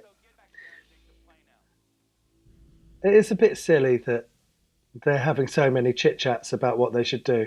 That's always used as the hero pose. It is, isn't it? But in actual fact, it's just Nicolas Cage going, I won the fight. That's in context of the film, he's just rubbing it in. I do love the shot he has when he gets out of the bus to go on the plane, and obviously he's taken in the fresh air, but it's he's just relieved himself, you know? Sure. He's having a piss. So yeah, like, where's this town come from in the middle of nowhere? I've never noticed it until somebody pointed it out. It's interesting because it feels like it's an empty airport essentially, you know, and it's landing zone. But then you see individual people just sort of pop up who are there, who are just hiding, like the old man we find under the car, and then obviously the guy who's obviously double crossed Cyrus. He's going to leave with his own plane, isn't he? But those guys are there. But yeah, as you say, we've got a trailer park there as well. I mean, I don't have... The thing is, this I keep saying this film is just funny. I think what the phrase is, this film is just tongue-in-cheek. Yeah. It's not winking at the camera, it's not pastiche, it's not a spoof. It's not satire on the genre. But the comedy is comedy, and the action is action, and it's all done slightly tongue-in-cheek. But the action and the comedy all exist in the same universe as each other. Whereas Expendables 2, the action is in one universe and the comedy is in another universe. It's like you're watching two films that are being wedged together. I mean, who keeps onions and chicken feet in a little box? It's a bit fucked up.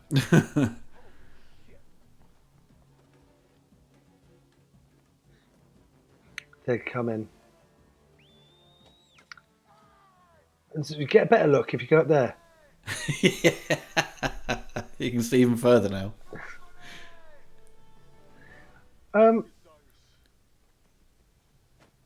But yeah, it's an odd thing with Simon West because I remember when he was announced as a director for Expendables 2, I was like, oh, okay, yeah, I recognise that name. He's done a few action films, but he's kind of, as a director, he has not done a huge variety of films. He's not continuously stuck with the genre. He's done sort of other movies, but they're never. He sort of, a lot of the films he's done are not critical darlings. They're all just, there's a select few that have made big money, and other ones that just completely bombed or directed sort of DVD stuff. So he hasn't made a lot of good films. No, he hasn't. He hasn't got his like his standout piece to say, wow, that is his masterpiece. You know, well, he's I think hired gun, isn't he? Basically, yeah. I think he started very high with Con Air. But it feels like a Jerry Bruckheimer film, and he does feel sort of a little bit like a Michael Bay substitute. But it's a better film than a lot of Michael Bay films are. I think that maybe Michael Bay, Jerry Bruckheimer's got a distinct kind of like feel to his films. So he got Tony Scott, and then he got Michael Bay, and then Simon West is like his latest protege, where it's just kind of like, these are the sort of films which didn't really work out. You know, he didn't continue with him really, because Michael Bay is like a second-rate Tony Scott. He's a wannabe Tony Scott in my eyes. But I think that I think that Simon West wasn't particularly interested in getting involved in the Hollywood system in that respect. He makes movies in Hollywood and Hollywood movies. But it's interesting, but someone that comes from commercials, when you see them jumping to make big movies, when you see them sort of have big gaps in their sort of feature film career, it probably implies that they've actually just gone back to commercials and stuck with that for a bit, because you can make huge amounts of money for about a week's work, you know. Maybe. Yeah. I mean, that's what King Usher happened to him with the guy who directed Mystery Men. He was like, fuck this, I'm going back to commercials. But Michael Bay goes back to commercials every so often, and Fincher as well, I think. Fincher goes back to music videos, doesn't he?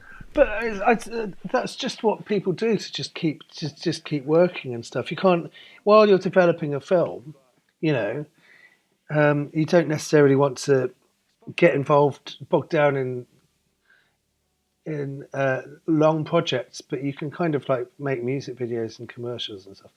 But they obviously didn't fall out because Black Hawk Down was something that had been developing, and then he went off to do Tomb Raider, which is not a good film. I thought that was a massive stinker of a film. Sure, I mean you can look at that, but it also is a blockbuster movie starring Chris Barry. yeah. That's the positive side. The world got to know who Chris Barry was outside of Red Dwarf, you know. Yeah, I don't know. So if he did, I mean, you don't know, but it does seem to me that basically he wanted to make the sort of films that weren't necessarily Jerry Bruckheimer movies, which is fine. I think that I get the suspicion basically that Expendables 2 was an absolute fucking nightmare to make.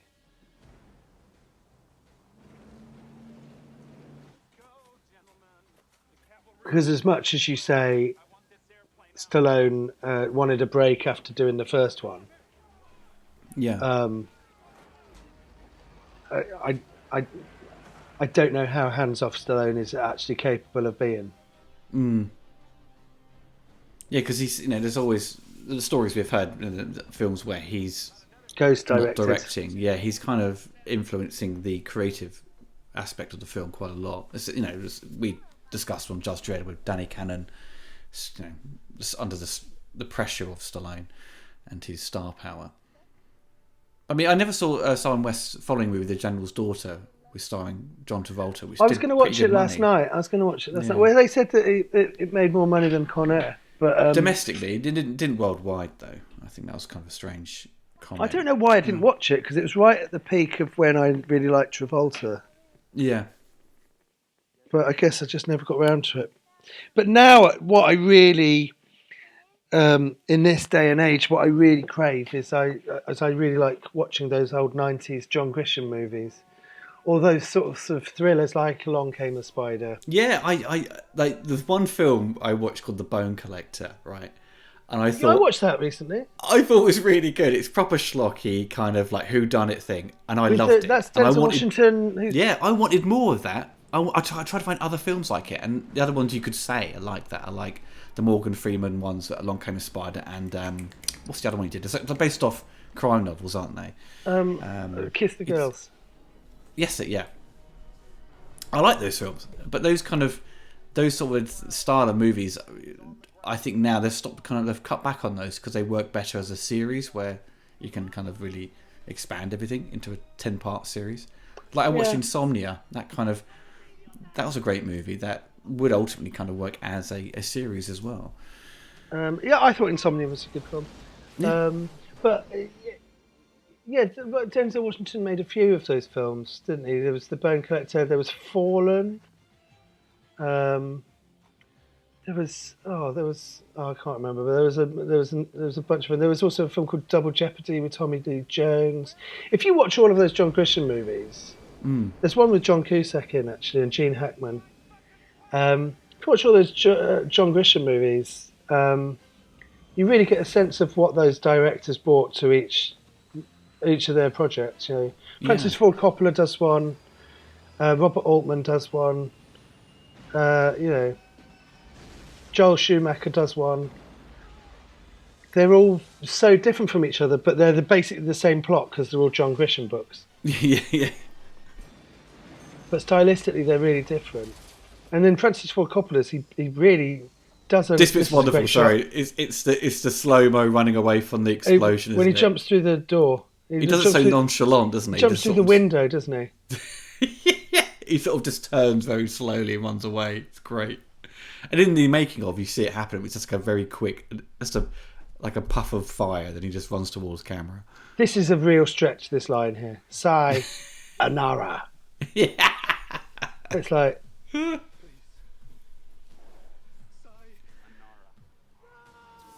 You missed your connection. It's another cheesy one-liner.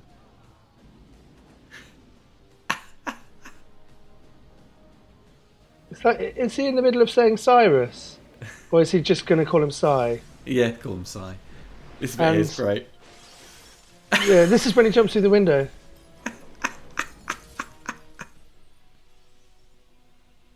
Amazing.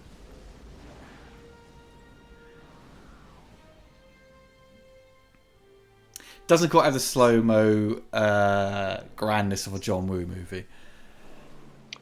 Yeah, but then I think that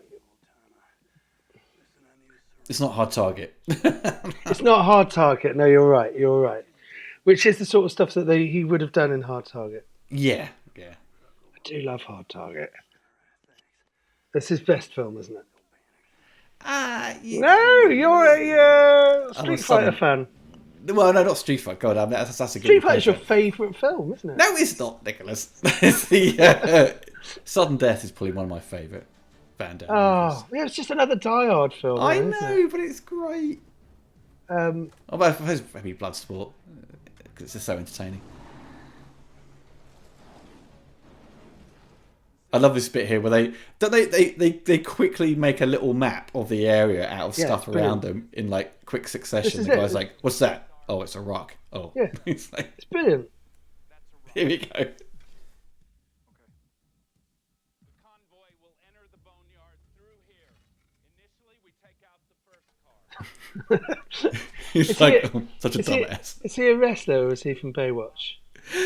I don't know. It could be Baywatch. This is. I think they must have had so much fun making that. You know, they say that it was hard, but like at the end of the day, they know that they're being funny. They know that that sequence was funny. They would have laughed about it, and they Yeah. would have gone, "See, this film is just crazy. It's just like got all of these elements." They would have. I would have loved to have seen them make this movie. Well, the funny thing is because you were saying the extended cut earlier on because you couldn't remember what was in it. I think there's basically extended a number of couple of scenes and added more violence. But Con Air is a movie that has not been treated well in terms of special features or collector's editions over the years. There's no commentator movie. There's no actual extensive making of. Just like as we say, there's like EPKs are put out, and that is it. And a little bit about how they did the ending with the miniatures. I think it was probably dismissed at the time as sort of like lightweight. I think it sits. Even though Bruckheimer movies do have that sort of special edition treatment. Sure, but I don't think this one will. Or I don't think it's such an anomaly. The cast making this kind of movie. Yeah. Nicolas Cage. People just assume that he's like an action thriller guy. I mean, we were saying earlier, but he really hadn't done that much. This came out before Face Off. After The Rock. The Rock was the real game changer. So then he followed The Rock up with Con Air, and you're still kind of like in this like transitionary period where you're thinking, what is Nicolas Cage doing? He was making stuff like Raising Arizona and Kiss of Death and like low budget thrillers and romantic comedies. You know, he'd just done Honeymoon in Vegas. Leaving Las Vegas. I guess after leaving Las Vegas, he was just like, I'm going to have some fun and make some money, I guess. Because he just won an Oscar, so why don't I make some fucking money? But he's, throughout the last, I suppose, 2 decades, he's just done a lot of action movies, hasn't he? A lot of director sort of low budget ones, or he's sort of gone into that sort of DVD market. Well, he's got into. I think he's followed where the budgets have taken him. He's like making low budget thrillers, isn't he now? I still remember that sort of random bit of trivia because he's a big fan of Superman, and he owned the original Action comics, which apparently got stolen.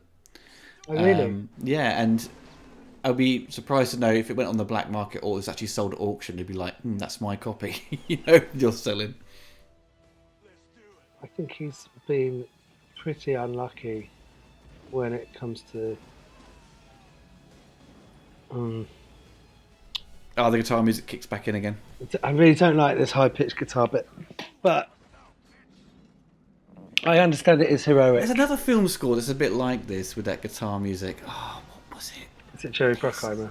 Yeah, it would have been. But I mean, it's, I love Mark Mansona's work for Bad Boys. I think it's brilliant. And that has sort of the mix of guitars and stuff, but it's not so a lot of sort of, power ballady like this. That's what it feels like, power ballady. Yeah, so this whole sequence feels like it's dragging on a bit too long. Yeah, it's because as me and Nick were sort of discussing before the film the other day, was like the ending has like kind of 2 endings, I suppose, to it. It's like they shoot the plane sequence crashing in Vegas, and they go, oh, we've got to have another bit where it goes into this bike chase. But this is just the middle of the film. This is like... Well, essentially, this would be second act material, isn't it? But it's like, there's only half an hour left of the movie, so it's still, you would say, kind of third act material. So, well, it feels like, you could end the film potentially in this bit if the plane didn't take off again. And then the plane just takes off again, there's another half hour. Yeah. But then if you had to sort of trim it down from under 2 hours to like an hour 40, you think you'd be cutting out a lot of actually kind of good stuff, really. Don't treat women like that. I love that bit. That's great.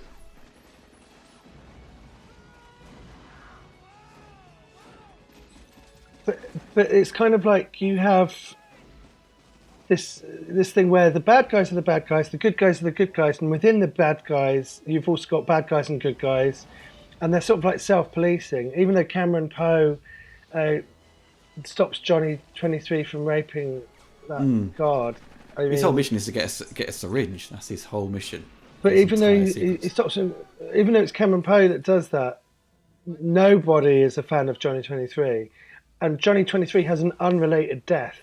To the rest of the, he's not killed because he's a bad guy on the plane. He's killed because he's a rapist. Yeah. Do you know what I mean? It's kind of like... But the film has a great reveal of his death, though. It's incredible. It's his incredible. arm's still there. That's a great trick. I think it's a really great. It's grim. It's like it's mean. It's not mean. It's like just deserves. It's yeah, but it's kind of like dark, you know. It was kind of like you have to rewind it at the time to sort of like go, did they really do that?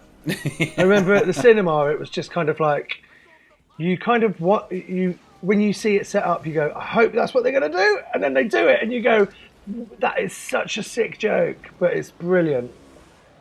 Couldn't have happened to a nicer cunt. It's still puzzling though why this was a 15, then it was an 18 on video, because it's a scenario that happened with Starship Troopers, because I saw that at the cinema, and then I was like, this film is a bit graphic for a 15, and then as soon as it came to tape, I was like, aha, they think they made a bit of a blunder there, you know, with the rating. And it might be something to do with the fact that things, you know, videos sort of like more easily accessible to kids. Maybe. Yeah, that could be an argument there. Or maybe people saw it at the cinema and complained. This, I don't think this film needs to be an 18. I think 15 is perfectly apt. It's silly. I think the tone goes a long way. Yeah, I think at the time the BBFC were quite strict at the time. Yeah, but one of the characters is a rapist, and I think actually it's probably not the violence in this. It is the fact that The intention, or it's implied. It's such an unpleasant character. See, great joke as kicker. God damn it! I watched High Fidelity the other day. Cusack is so good now. That's one of my favourite movies. That is the top 10. He's brilliant. I absolutely love him. Yeah, so I'm talking about like, see, she's all right. She's safe. That's the guy that was running from earlier. These are all still going. They've just set up all these jokes, like the bit with the car crashing down. Like at the beginning of the sequence, they set up loads of bits, and then at the end of the sequence, it all pays off, and it's kind of like this nice little chunk in the film. But he doesn't say irony; he says irony. You think, is that how all Americans say it? Is that the first time Steve Buscemi's ever said that word out loud? Did nobody want to correct him? Well, it's kind of like when you mentioned the other murderers there, like Dahmer and stuff. There was always that sort of trait with these murderers who are very intelligent, but they have like spelling mistakes and stuff in their letters or grammar mistakes. I don't think that's what's happening here, Oliver. I think that was I thought it was maybe a play on that, but no, I don't think. No. I think you're overthinking. No, I'm overthinking. Yes. Hey, I was giving them credit for being intelligent than they actually are. No, I don't think that's what they've done here. I just think Steve Buscemi doesn't know how to say irony. Yeah. Someone told them about our learner rendezvous. Someone even killed poor Billy Bedlam. Now, could this all be coincidence? Oh no! Just the way he delivers his lines is It was Bubba Shrimp. It was Bubba Shrimp. He's gonna take the blame. So I asked you, what is going on? And I answered. And they look like the naughty boys at the back of the bus, don't they? They look They've been caught guilty smoking. as fuck. They look so guilty. I will find out who is on my team and who is not. That would be 1, 2. Wait, it was me. It's me. Don't listen to him, man. The insulin is me. It wasn't. It's funny the way he works it all out there. He's been half dead for the entire trip. There you go. Yeah, motherfucker, it's me. It's so not him. Oh no, God, baby, stop getting yourself in all these scrapes. Making it so much harder for Poe Dameron. Poe Dameron, yeah. He's crying. He would have had to work himself up to do that. Oh scene. god, yeah. He would have got some onions probably. He probably got some onions from that casing, put under his eyes. Brilliant. The bunny came back. It's all good. It's the running motif. He wants to give the girl the bunny. It's a shit rabbit, though, isn't it? That's what the collector's edition should come with, like a rabbit as well, bunny rabbit.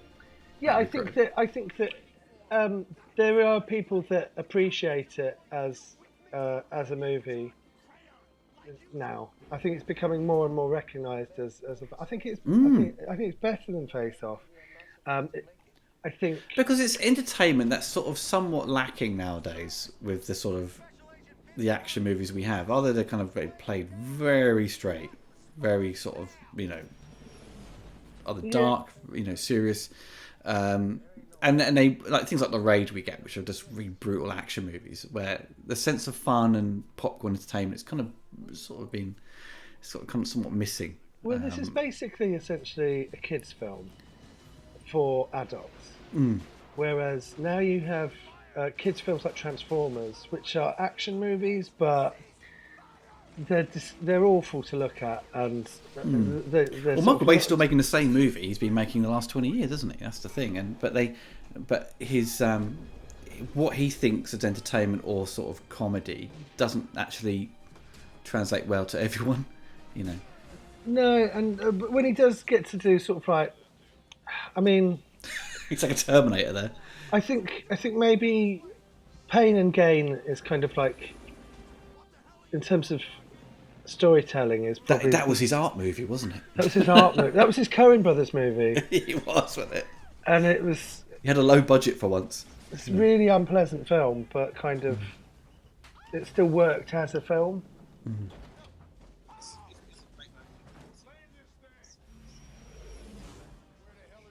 Captain, put this thing down. Target locked, sir.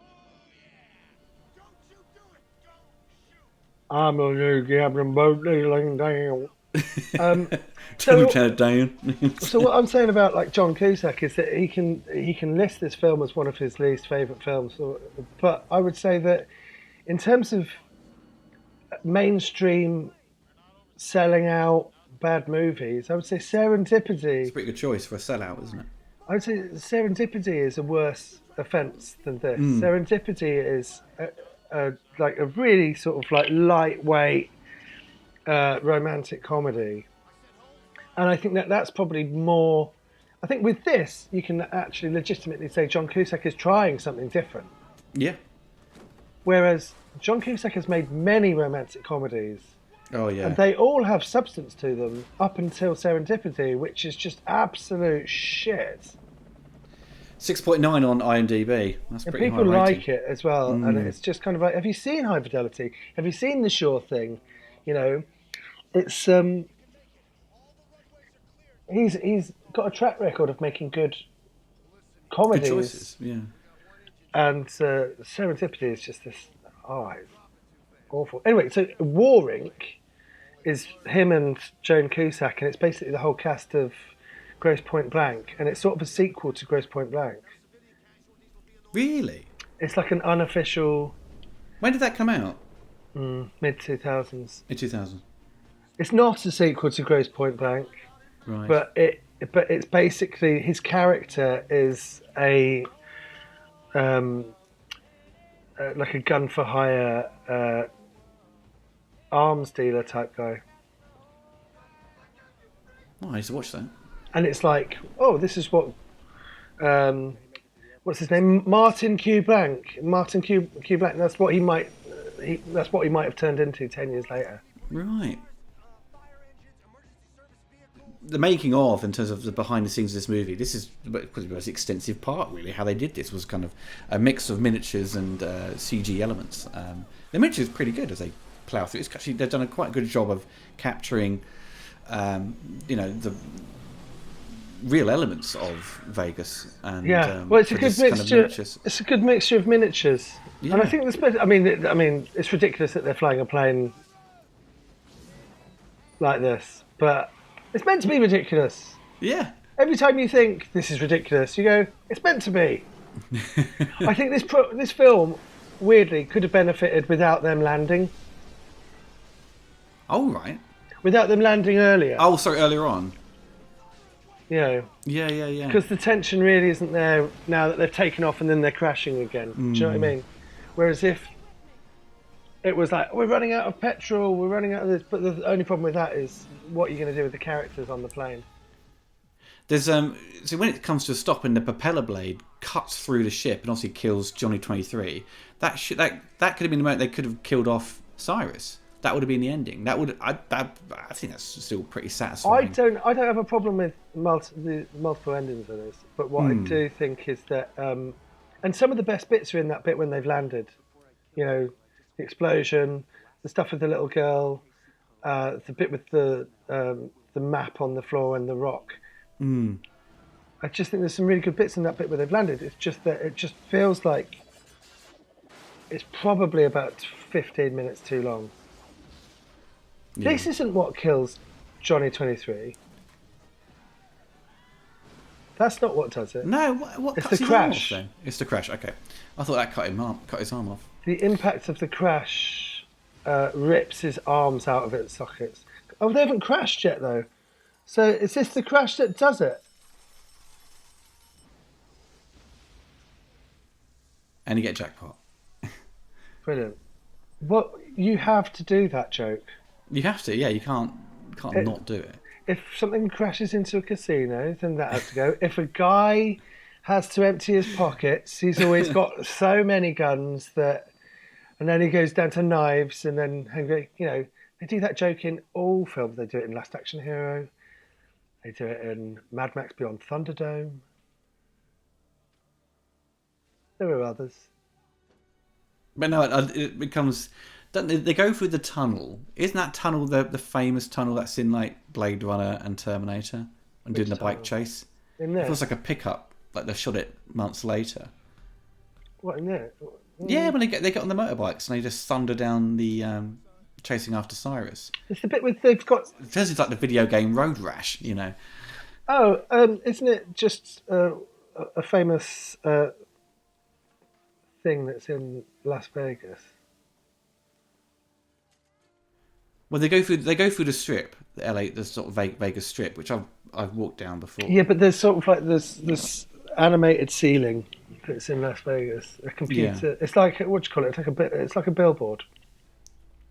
No, it's not that part I'm thinking of. Here you go, the tunnel street between in Vegas, not in Vegas, so in LA. That's the famous tunnel they used in Blade Runner and the Terminator. They used that for the bike chase. Well, Back to the Future 2. Yeah, and they've sort of cobbled it on to as be part of Vegas.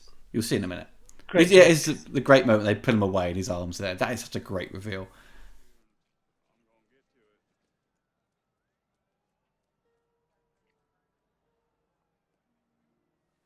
I think I took a bump on the head because I talk very slowly.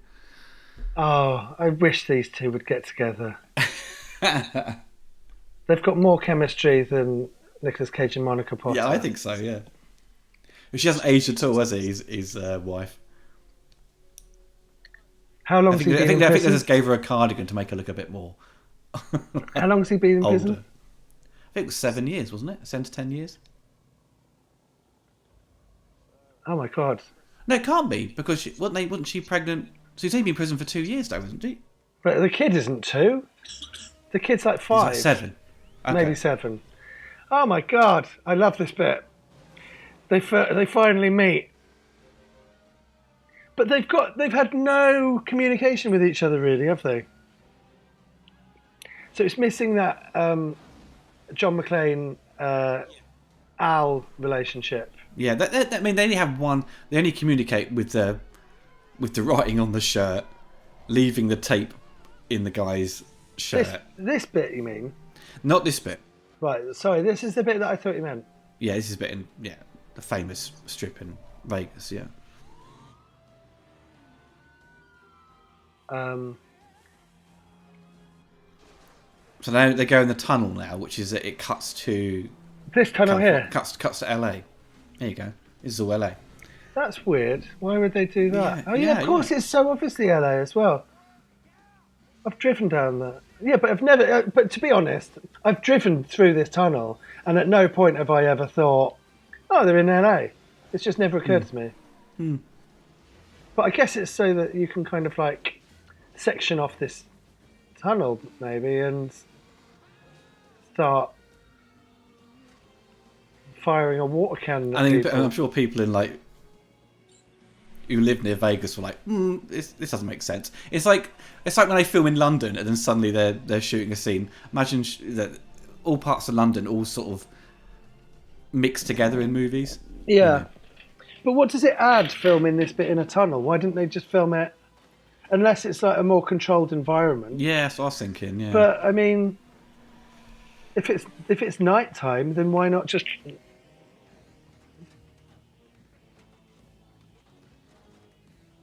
I guess they could just reset it over and over again, but Yeah.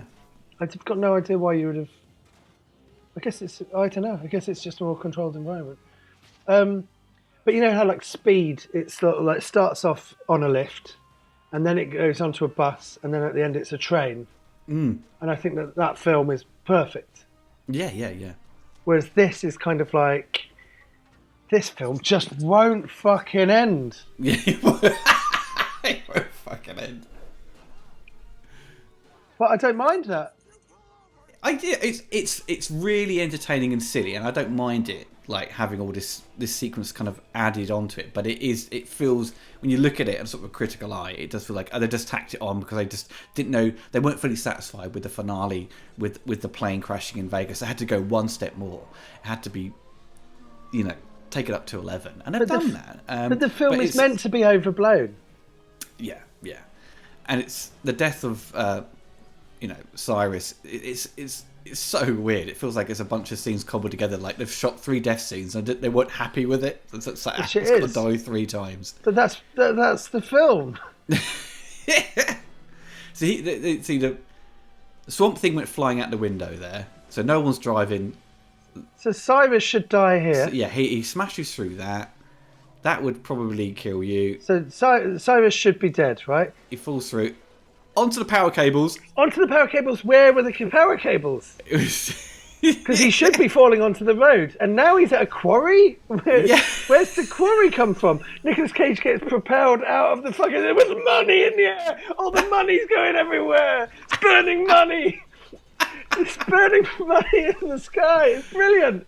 It's like, this doesn't make any sense. What? So he was he on that? Where's that come from? He went through a walkway and then he went onto like a quarry thing, and now he gets his head. It's just, oh, sigh, Anara.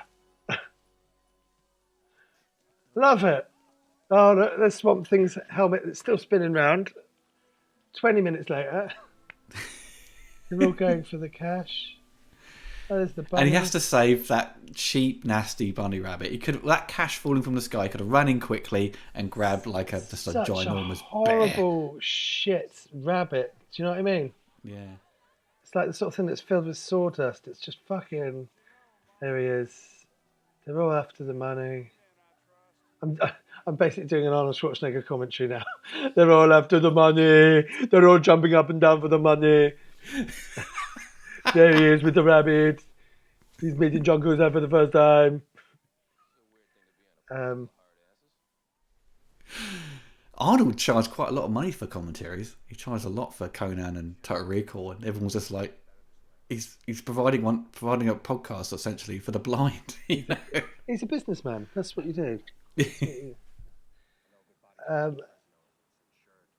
It's good that they've got the doll and they just remind you that there is the Marietta Mangler is on the loose. They become friends. Music kicks in. I mean, so this isn't Leanne Rimes. It isn't. Okay, I'll tell you who it is. Because Leanne Rimes was in the charts with this. Yeah. See, that song as well is not on the soundtrack album either. It didn't come with it. It's just a Mark Manson This is score. the fucking song that makes the film. It's performed by Trisha Yearwood. What? Both versions? Yes. Does Leanne Rimes sing this song at all, ever? Not on this film's soundtrack, right? I find that absolutely... But Leanne Rimes was the one that... Leanne Rimes went in the charts at the same time. Yeah. So they've licensed the song, but not actually... Well, they've just done a cover of it, so... Well, so then they to get released around it then. Maybe she wasn't happy with them using it for an action movie. I don't know. But they used the fucking footage from the movie in the fucking music video. What? I don't know, Nick. This song is the weirdest thing about this film, I think. Oh yeah. It's a wicked. I love the song. It's a great song, but it's like it does add an extra level of cheese to this like massive bologna or like big sandwich of. But people have this song played at their weddings. Do you know what I mean? It's like, what's that song from? Con Air.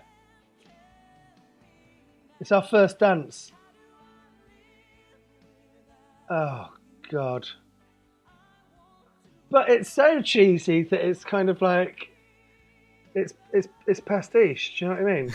Yeah, yeah, it's proper. Mate, wafts of cheese. It's proper cliche. This is like a rom-com. And it's like thinking, oh, I wish I had someone. Poor John Cusack.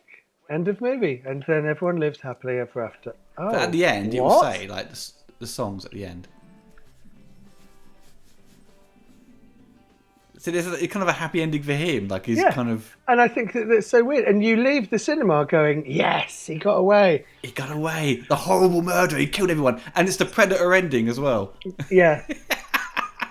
I mean, I love it when they do this. I do, so do I. But they should use outtakes though, shouldn't they? They should always...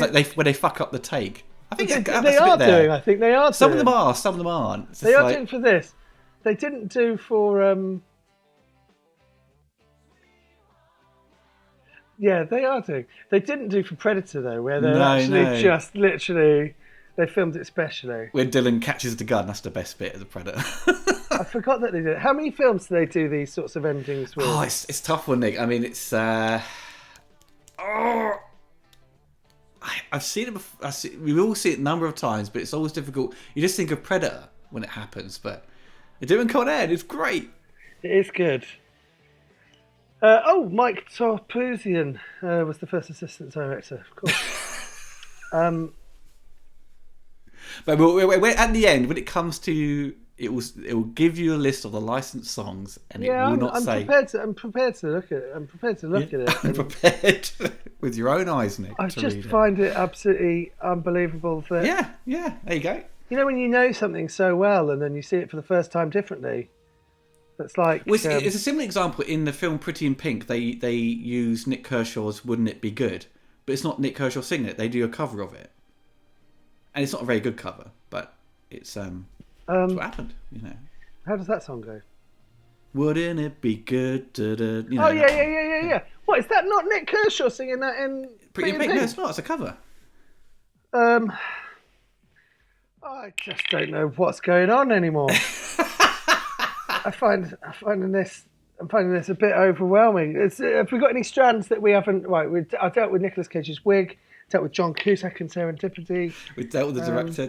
I mean, to summarise our thoughts, really. I mean, I think as an action movie, it's a great movie. It's a great 90s action film. It's something I really want to actually cover as a retrospective at some point, because it's got so many wonderful little isolated moments as well, and the casting's wonderful.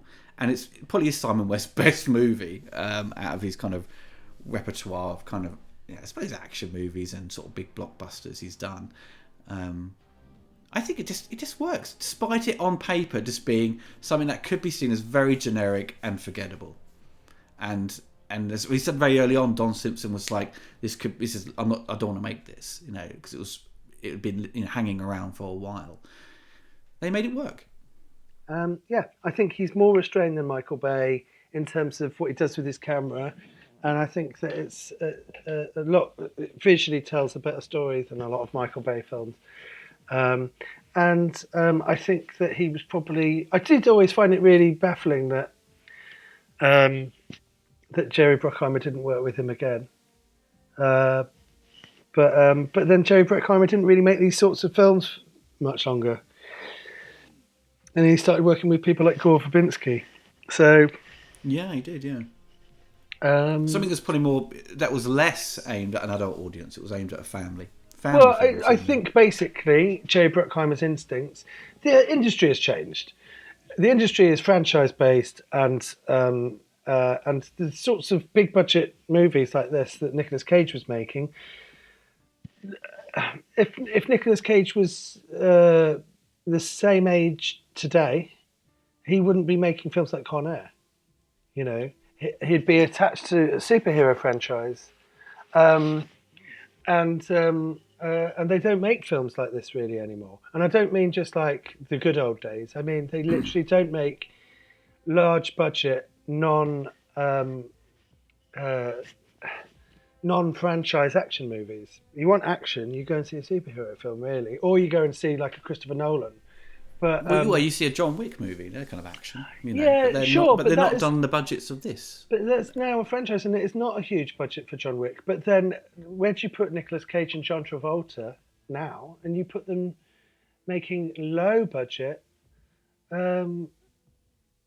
straight to straight. Well, they're not Straight it's to not streaming, really. Straight to streaming, kind of. 10, 20, 30 million budget thrillers, or they're not even really action films, So they're sort of like way down there on the list of on the budget. They're like 30 million range, and then you have stuff that's made for 200 million. It's funny that at the time you often don't appreciate what you're getting at the cinema with these kind of action movies until 10 years later, and you look back and think we had some good stuff back then and didn't actually kind of lap it up and appreciate it. It's like when you look at something like Waterworld, and you realise that actually we didn't know how good we had it when they were making films like Waterworld, because Waterworld was one of the last mega budget practical movies, and there was loads of CGI in Waterworld, but they built that atoll. They built all of that stuff, and they took it out to the sea, and it got hit by a hurricane and it sank, and it cost millions. And then people were just like, well, we're not going to make those sorts of movies anymore. So it's the end of an era. Too much risk on original ideas. Yeah, these movies are the end of an era where it's also sort of like they were made for a specific adult audience of people that enjoyed watching, bloody action movies that had swearing and violence in them. And then people don't really make these movies anymore. Well, it's a common discussion I've had many times, in reviews and commentaries where the 18 rated or say hard 15 rated movies Trisha Yearwood. Yeah, don't get released anymore with these monstrous budgets of nearly close to 100 million. But also, what I was saying earlier about Last Action Hero was it signalled kind of like the end of them taking risks on Arnold Schwarzenegger. True Lies was his last really mega budget film. And then everything felt like it was slipping back down to kind of like the days of Red Heat and Raw Deal. When you look at Eraser, it feels more like a Red Heat sort of smaller movie. Oh yeah. Well, everyone, that is the end of the commentary. Hope you enjoyed it. I think, Nick, as we discussed the Expendables throughout, I think we should start doing some commentaries on the Expendables films. I'm up for watching the Expendables films. Yeah, I mean, I got to say, I was so tired today that I don't know how entertaining that was.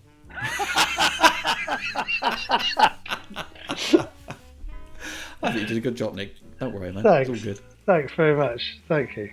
Okay, well, take care of yourselves and goodbye. Goodbye.